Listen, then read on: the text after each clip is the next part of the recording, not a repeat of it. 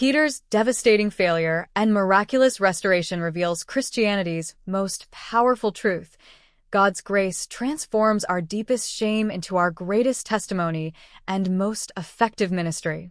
The passionate fisherman who boldly declared he would die for Jesus couldn't maintain courage for 3 hours, denying his beloved teacher 3 times as Christ faced illegal trials and brutal torture just yards away.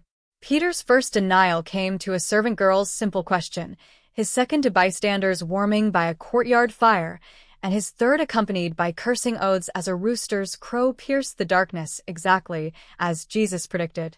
When Jesus turned and looked directly at Peter across that courtyard, the crushing weight of betrayal shattered the disciple's heart, sending him fleeing into night weeping bitterly with shame that seemed too profound for forgiveness.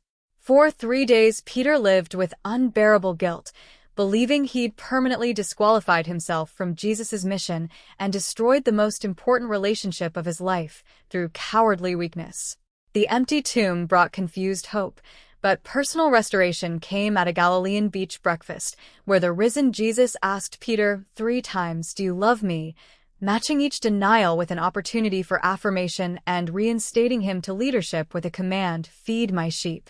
Please pause now and leave a comment sharing how Jesus has restored you after failure, and praise Christ for his redeeming grace that transforms our worst moments into powerful testimonies.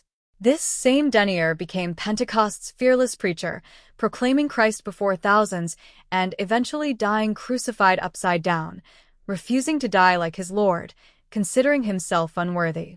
Peter's failure wasn't the end, but the breaking that produced humility necessary for effective leadership, teaching that human weakness provides perfect opportunity for divine strength. His letters later encouraged suffering believers with authority born from personal experience of devastating failure and supernatural restoration.